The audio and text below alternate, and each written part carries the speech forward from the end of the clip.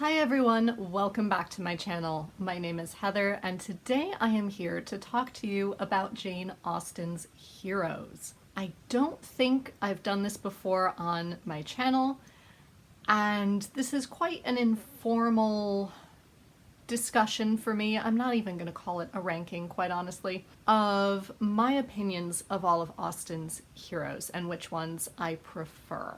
Just as a disclaimer, since the rain has finally stopped, all of the landscapers, construction workers, and power washers have come out in full force today, so apologies if any of those can be heard. I'm gonna dive right into my top two Austen heroes, and the first of them is, judging by my t-shirt, Mr. Henry Tilney. Yes, they make these, or they did, and I love Inkwell threads for making it. I'm also going to be using my Jane Austen hero coasters, which I bought through the Jane Austen Center many years ago. And Henry Tilney is definitely in my top two of Austen heroes, and I know he's quite polarizing. Sometimes because Northanger Abbey is quite polarizing, you either love it and really get it, or you really don't understand it and therefore really dislike it. Or there is the view that Henry Tilney can be quite patronizing. And I can see that if you read it a certain way. However, I think his lines all have to do with how they are delivered. And luckily for me, I came to the 2007 adaptation before I had actually read Northanger Abbey, so I had an idea of Henry Tilney already, so I read those lines with quite a different eye. And I think, quite honestly, Henry is very sarcastic. I think he's a wonderful satirist, as is part of Northanger Abbey, so it's fitting that he would have that similar sardonic eye.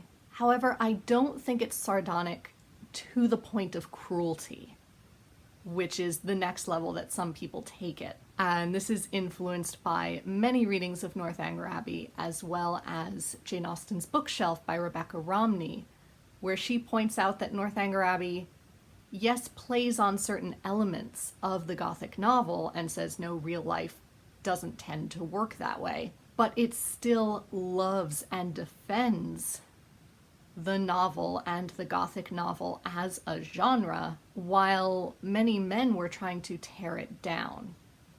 And since Henry, we know, is quite a reader and a lover of novels, I think his sarcasm and his wit is supported by that layer of love. Plus, as much as he is fun and witty and kind, he is also extremely sensible and able to bring someone back down to earth when they need it.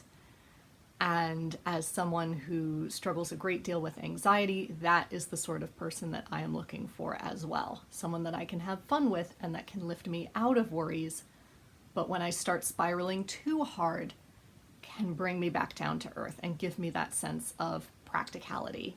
And I think that decision also kind of explains why I love the next two heroes on this list as well, because my next is Mr. Knightley. Again, very smart, very kind, very generous, very responsible, and again, able to have fun when it's warranted, but then also able to bring you back down to earth and say, whoa, whoa, whoa, hold on a minute, let's think this through, let's talk about this, it's going to be okay. Thirdly in that list, for similar reasons, would be Colonel Brandon of Sense and Sensibility. I love how patient he is, again, how practical, how kind, how generous. The patience especially is a big one for me. My only holdup with Colonel Brandon is that he is patient to the point of almost not expressing his regard. And for me personally, that wouldn't really work. I need someone to be a little bit more forthright about how they're feeling. I realize he's constrained by Regency etiquette, the fact that he doesn't want to interfere with Marianne and Willoughby, all of those sorts of things. And I understand where he's coming from with that. But for me, I just need someone a little bit more forthright. Next on my list, I would then have to go with Mr. Darcy.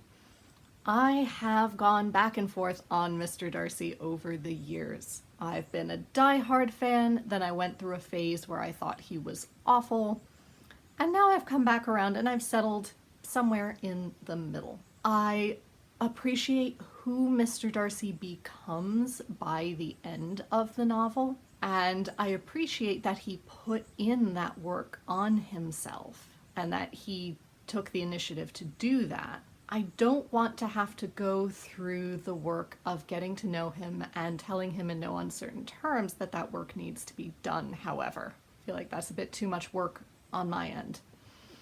So, middling ranking for Mr. Darcy. Then we come to Captain Wentworth. And again, I've gone on a bit of a journey with Captain Wentworth. He was never my favorite hero, but he used to be much higher up on this list than he is now. And I think that has to do with the fact that over time, I've come to realize that he's a little bit of a jerk for most of the novel. And I don't appreciate that.